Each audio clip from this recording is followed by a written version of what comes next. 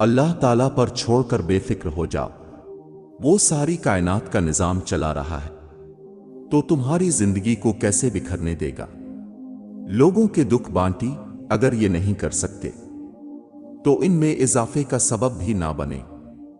تنہا ہو جانا نظر انداز ہونے سے بہتر ہے۔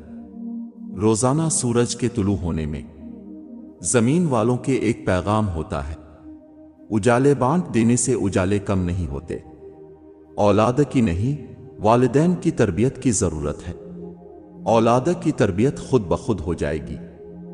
دشمنوں سے زیادہ وہ دوست خطرناک ہوتے ہیں جو منافق بن کر آپ کے جذبات سے کھیلتے ہیں۔ ایک امید ہے جو ہر روز مجھے جینے کا سہارا دیتی ہے کہ ایک دن اللہ میری تمام دعائیں سن لے گا۔ بڑا بننے کے لیے ضروری ہے کہ پہلے چھوٹا بنوں، کیونکہ بڑی بڑی عمارتوں کی بنیاد چھوٹی چھوٹی اینٹوں سے بنی ہوتی ہے۔ زندگی بھی کتنی عجیب ہے، مسکراؤ تو لوگ جلتے ہیں، تنہا رہو تو سوال کرتے ہیں۔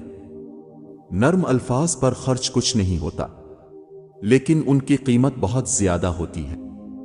دلوں میں بسنے والے پھولوں کے جیسے ہوتے ہیں، دنیا سے چلے بھی جائیں تو پیچھے یادوں کی خوشبو چھوڑ جاتے ہیں۔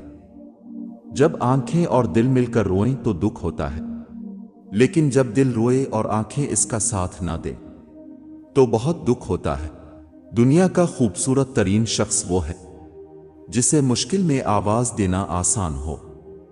کہیں سب کچھ، کہیں کچھ بھی نہیں ہے، تیری تقسیم میں یا رب کیا نہیں ہے۔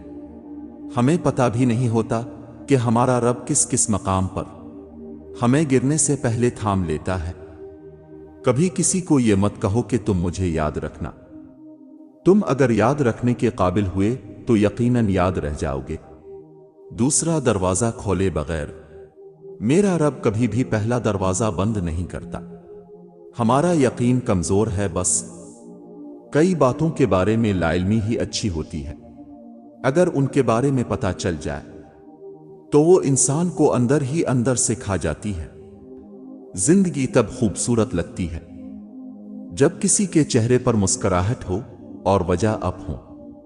پاکیزہ رشتے بہت انمول ہوتے ہیں، اپنے آپ کو محفوظ رکھیں۔ ہم سب کسی نہ کسی کی امانت ہیں۔ دعائیں تب اثر کرتی ہیں جب انہیں صبر کی مہر لگا دی جائے، اور صبر یہ نہیں کہ اللہ پاک سے مانگنا چھوڑ دو، بلکہ صبر تو یہ ہے کہ لوگوں سے کہنا چھوڑ دو۔ جو اللہ سے معاملہ درست کر لیتا ہے، اللہ پاک لوگوں میں بھی اس کا معاملہ درست فرما دیتے ہیں۔ کچھ لوگ بھروسے کے لیے روتے ہیں اور کچھ لوگ بھروسہ کر کے روتے ہیں۔ کچھ لوگوں کے لیے مصروف زندگی سے وقت نکالنا پڑتا ہے، اور کچھ لوگ ایسے بھی ہوتے ہیں جنہیں دل سے نکالنے کے لیے زندگی کو مصروف کرنا پڑتا ہے۔ رشتے خوبصورت آواز، اونچے مرتبے اور خوبصورت چہرے سے نہیں بنتے، بلکہ خوبصورت دل اور نہ ٹوٹنے والے بھروسے سے بنتے ہیں۔ آپ کا دل خالص اور پاکیزہ ہے تو دنیا کی کوئی شیطانی قوت آپ کا محاصرہ نہیں کر سکتی۔